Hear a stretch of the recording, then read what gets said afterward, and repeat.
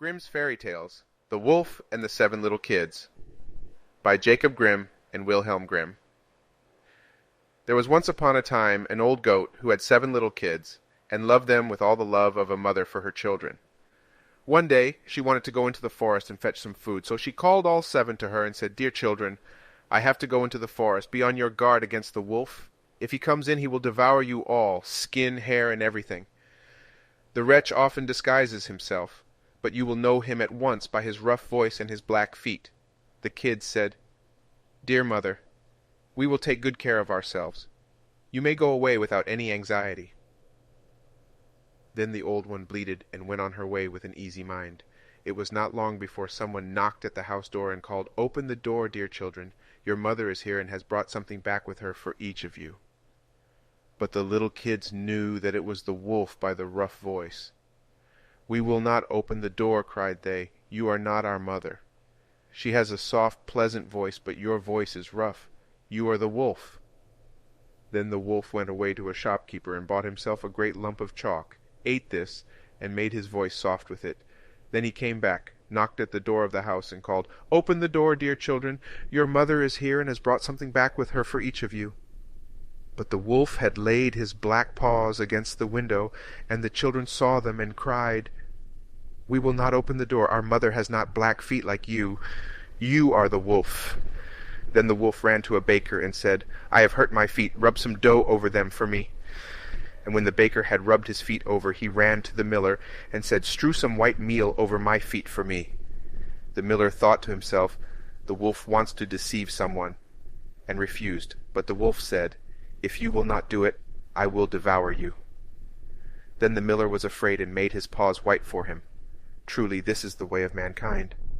So now the wretch went for the 3rd time to the house door, knocked at it, and said, "Open the door for me, children. Your dear little mother has come home, and has brought every one of you something back from the forest with her." The little kids cried, "First show us your paws, that we may know if you are our dear little mother." Then he put his paws in through the window, and when the kids saw that they were white, they believed that all he said was true, and opened the door. But who should come in but the wolf? They were terrified and wanted to hide themselves. One sprang under the table, the 2nd into the bed, the 3rd into the stove, the 4th into the kitchen, the 5th into the cupboard, the 6th under the washing bowl, and the 7th into the clock case. But the wolf found them all, and used no great ceremony. One after the other, he swallowed them down his throat. The youngest, who was in the clock case, was the only one he did not find. When the wolf had satisfied his appetite, he took himself off, laid himself down under a tree in the green meadow outside, and began to sleep. Soon afterwards the old goat came home again from the forest. Ah, what a sight she saw there! The house door stood wide open. The table, chairs, and benches were thrown down. The washing bowl lay broken to pieces, and the quilts and pillows were pulled off the bed. She sought her children, but they were nowhere to be found. She called them one after another by name, but no one answered. At last, when she came to the youngest, a soft voice cried, "Dear mother, I am in the clock case." She took the kid out, and it told her that the wolf had come and had eaten all the others.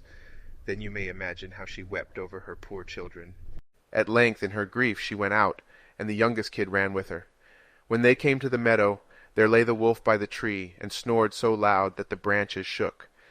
She looked at him on every side, and saw that something was moving and struggling in his gorged belly. "Ah, heavens," she said, "is it possible that my poor children, whom he has swallowed down for his supper, can be still alive?"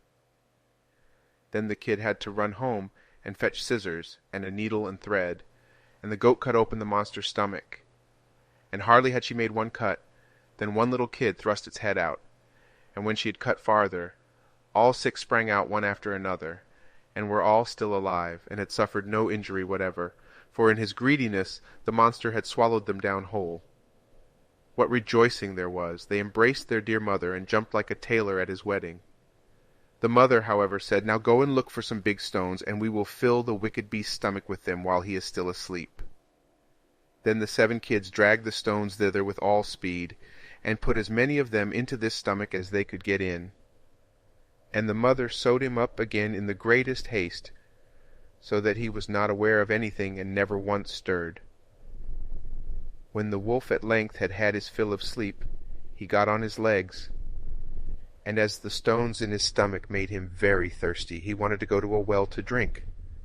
But when he began to walk and to move about, the stones in his stomach knocked against each other and rattled. Then cried he, "What rumbles and tumbles against my poor bones?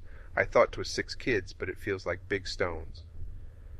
And when he got to the well and stooped over the water to drink, the heavy stones made him fall in, and he drowned miserably.